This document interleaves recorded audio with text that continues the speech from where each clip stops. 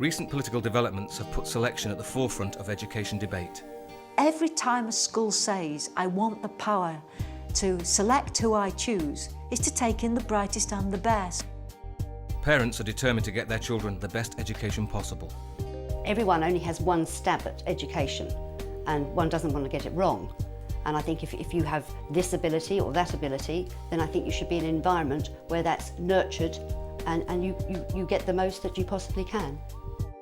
Some people undoubtedly start coming to the church because they want to get their child into the school. Sometimes they will tell you that. At a time when the debate over selection is heating up again, this programme asks, do we still have a selective education system? And if so, what kind of selection is taking place?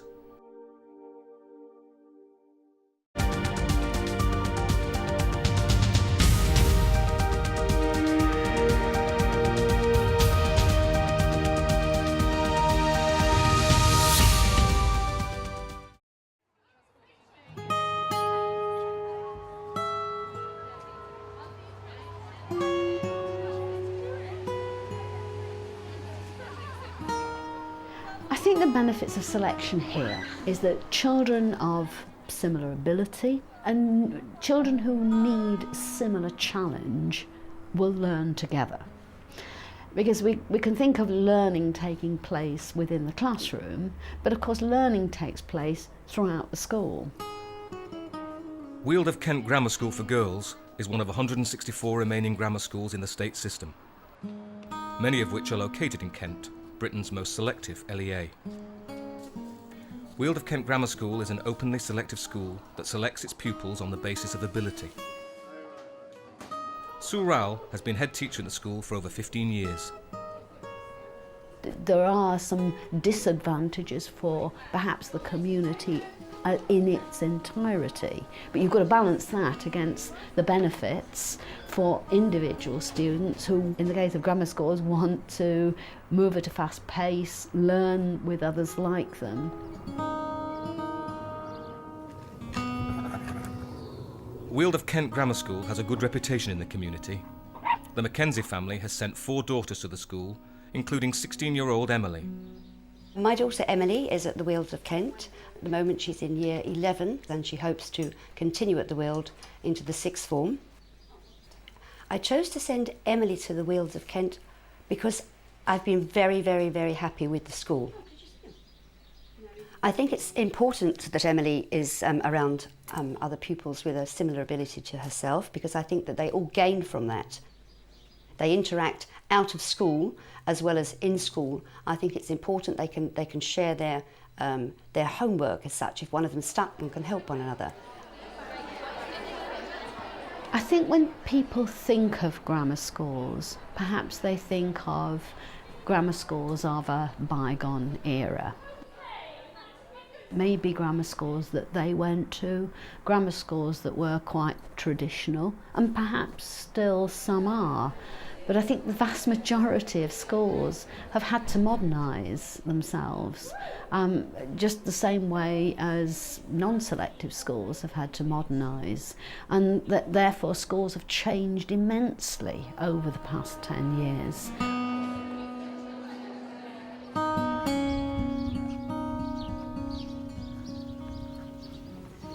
I went to the Weald of Kent between 91 and 99, and in all of my years I actually really enjoyed school. It was good because you're with like-minded people and you want to kind of try and do the best that you can, and you never felt like you're under a huge amount of pressure. But because the class sizes, in the late kind of 20s, we all had enough attention or help when it was needed, and sort of by having your friends around you that are in a similar position or at a similar stage, you can kind of bounce off and work with each other to try and do the best.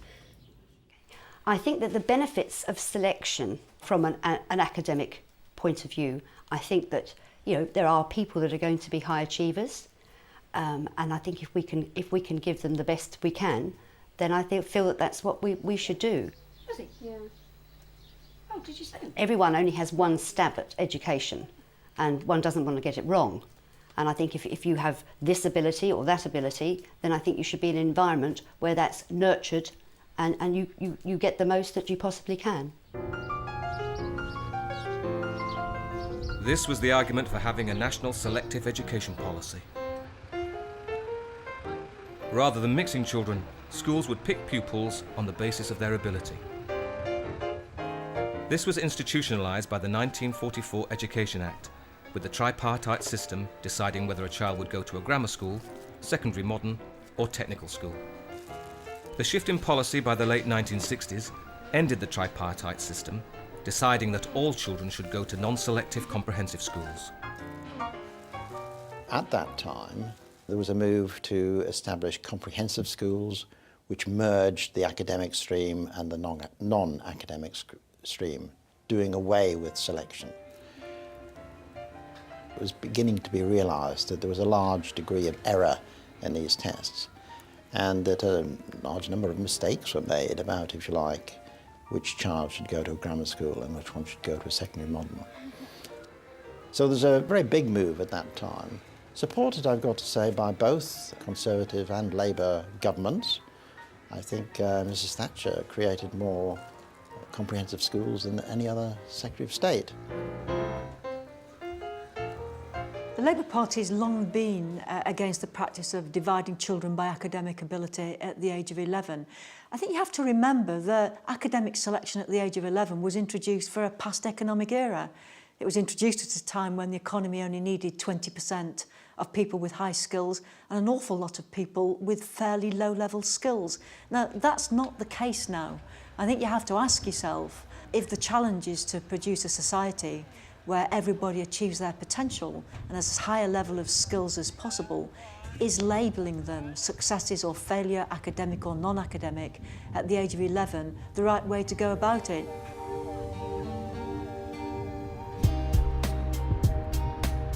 These are arguments some people in Kent can sympathise with.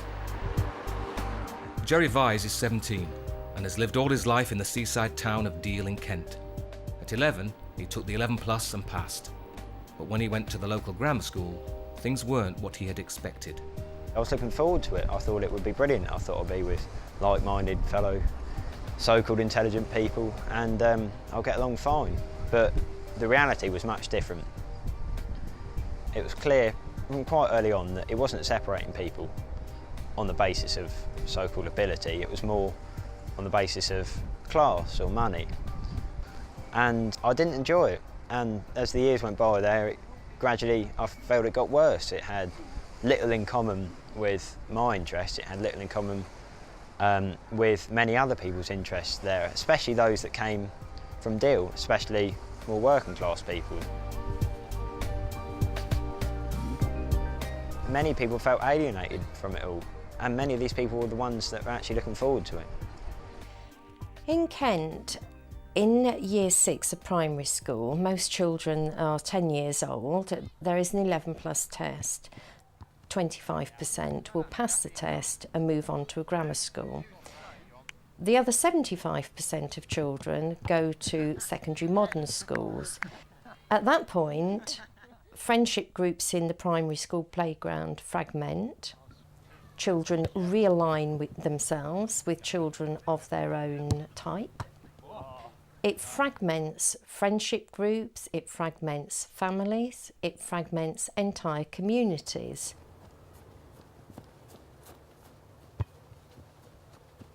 It was bizarre that there was no football teams.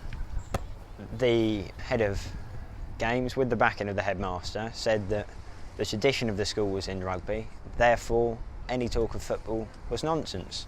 And I continually asked year after year, as did some of my friends year after year, for a football team.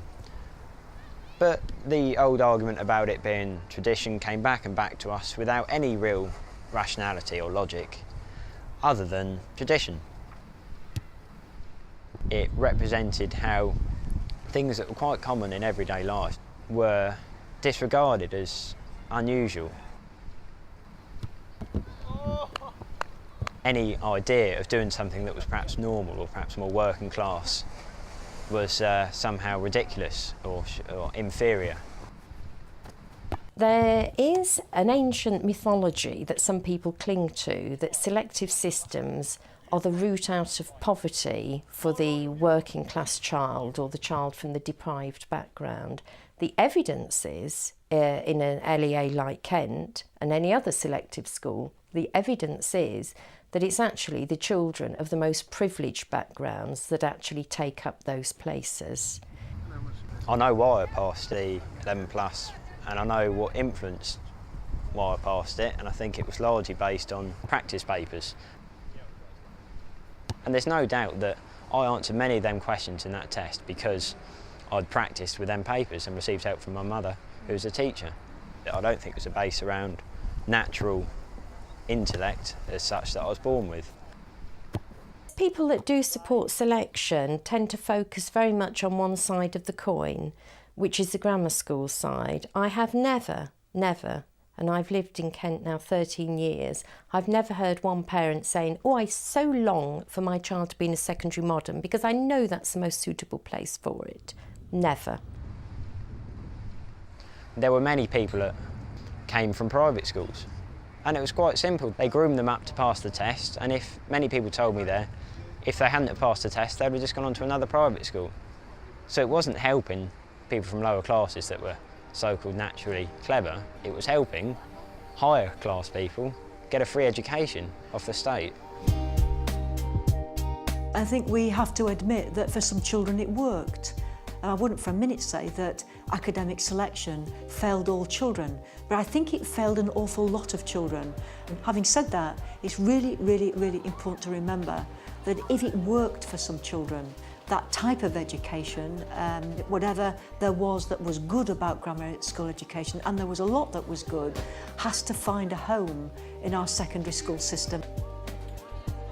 So if the government is against selection, why, in places like Kent, are grammar schools still being allowed to select? I'm absolutely convinced that had the Labour government in 1997 said one of our main priorities is to end selection in the 164 schools where we still got selection, I'm absolutely convinced that that would have become the dominating message of our first term. And if we'd have allowed that to happen, we wouldn't have done literacy and numeracy, we wouldn't have done excellence in cities, we wouldn't have done teacher reform, we wouldn't have done all those things which I think raise the standards across the board.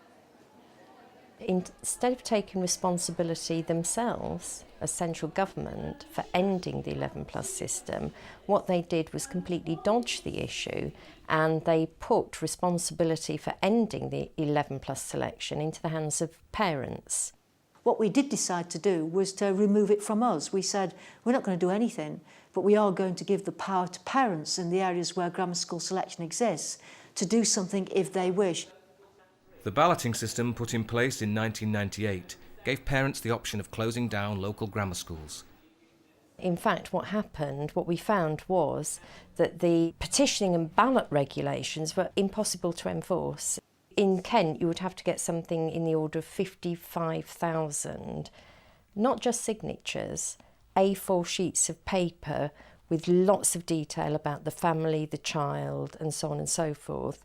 And another problem to even getting those was schools couldn't send out the petition forms, so you had no idea who the parents were. The whole balloting system is, well, completely flawed. I'm relatively comfortable with the system. I know that there's only been one ballot that's taken place since the new system was introduced in 1998 in Ripon in Yorkshire. But in the end, all the parents that have a stake in the selection system have a say, including those who, if you like, would see themselves as losers.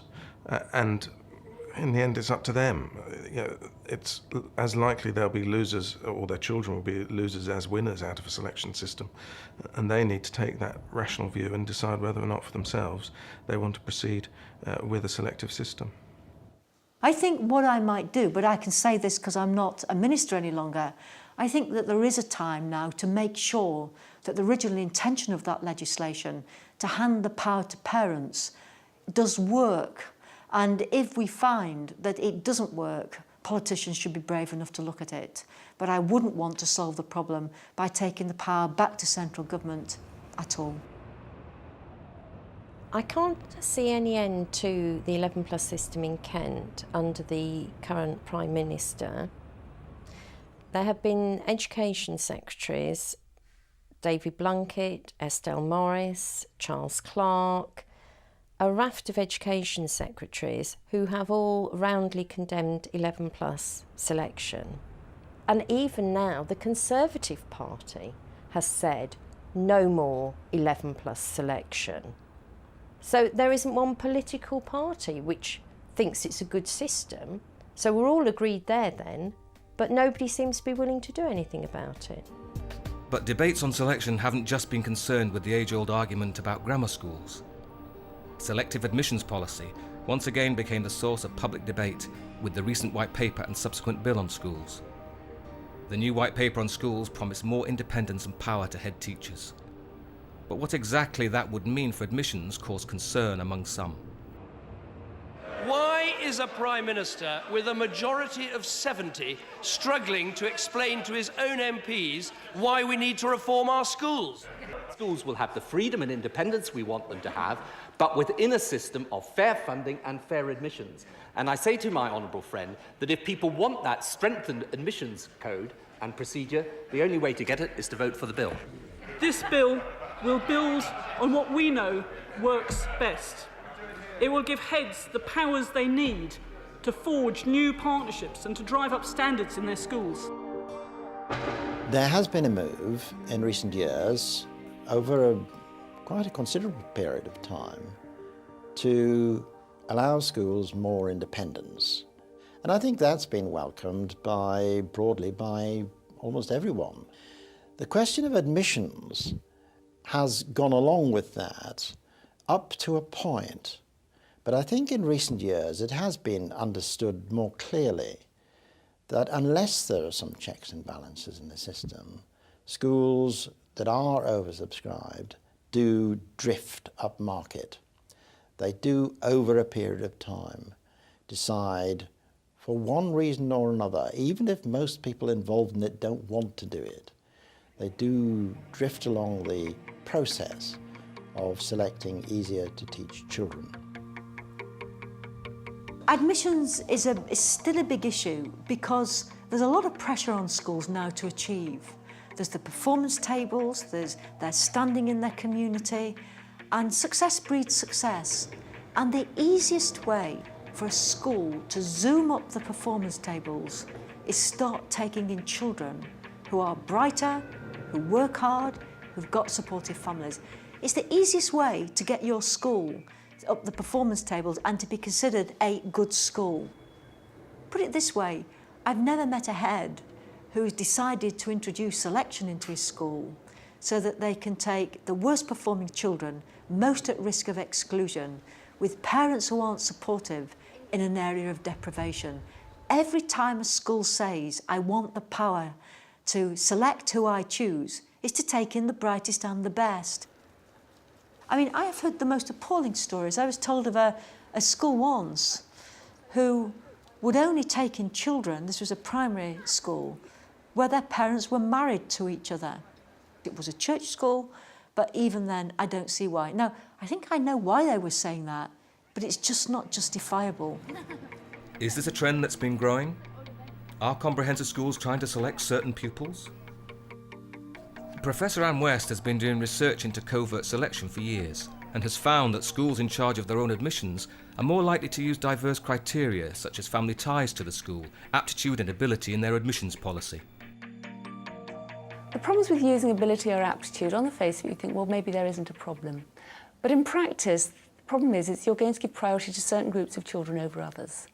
So, for example, you're more likely to be privileging those children who, for one reason or another, have had the opportunity for music lessons, for example. Children who've got special educational needs or come from disadvantaged backgrounds might not have had those opportunities, so might not be able to get access to schools because of that. I mean, the problem with selecting children of employees and children whose parents have been to the school is it allows opportunities for schools to say, well, you know, we think that you're the sort of child who might benefit from coming here. Not only that, we might benefit from having you here. Maybe you'll be an easier to teach pupil. Maybe you'll do better in your exam results. It allows that discretion, and it allows what some people have called covert selection to take place.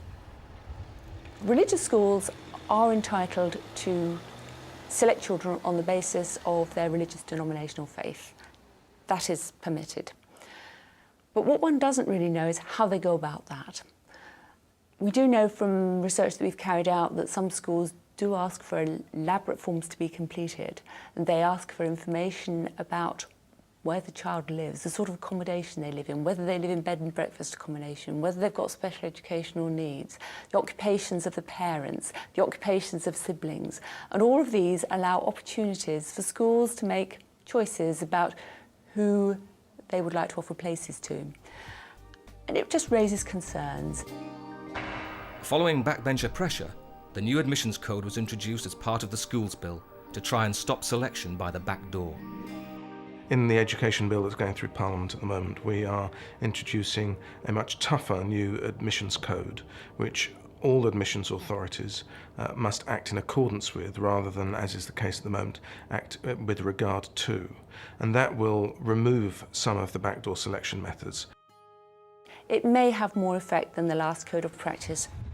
Whether it'll have the desired impact overall remains to be seen. Placing checks and balances on a competitive marketplace is not easy, especially in education. Parents often stand ready to do what it takes to make sure they secure the best option available, even in the face of strict regulation. But within comprehensive schools, if you give the choice to the parent, they will, because that's their job, they will put themselves in the best possible position to advantage their child, and long may they continue to do that, because if kids' parents don't stand up for them, they'll find life quite difficult. Ambitious parents are something Reverend Stephen Coles is familiar with. He has been at St Thomas's Church in North London for 17 years and has seen admissions creep up the agenda among some of his churchgoers.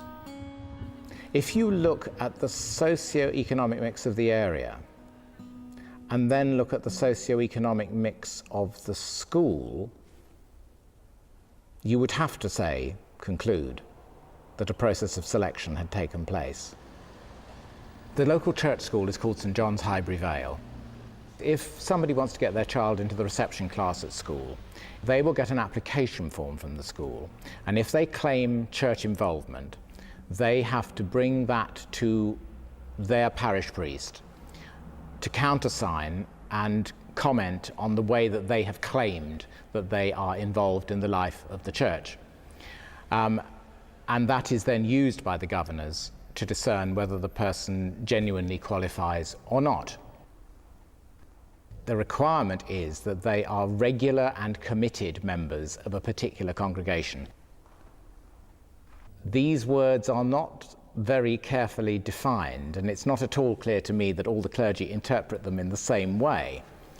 So that's the beginning of some of the invidious stuff about the admissions policy, because you're asked to make a rather, as far as I'm concerned, too valued a judgment. Some people undoubtedly start coming to the church because they want to get their child into the school. Sometimes they will tell you that very early on. Now I know only in terms of what motivates parents to send their children to the church school, I think it's both. I think it's faith and there's class involved. I think given that we're dealing with an English educational system, those whose culture is rooted in Englishness probably have a better idea about how systems work and therefore know what to do.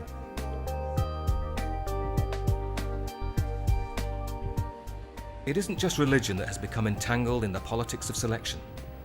Increasingly, the basic question of where we live has become an integral part of school choice. In my line of business as an estate agent, a large part of my day is not only spent discussing properties, but also the schools in those given areas. A lot of people will ask my advice on hints and tips on how to get their kids into those schools. Of course, that's not my area of expertise, and I can only advise that they buy in the catchment areas that are for those particular schools. So postcodes are becoming increasingly important.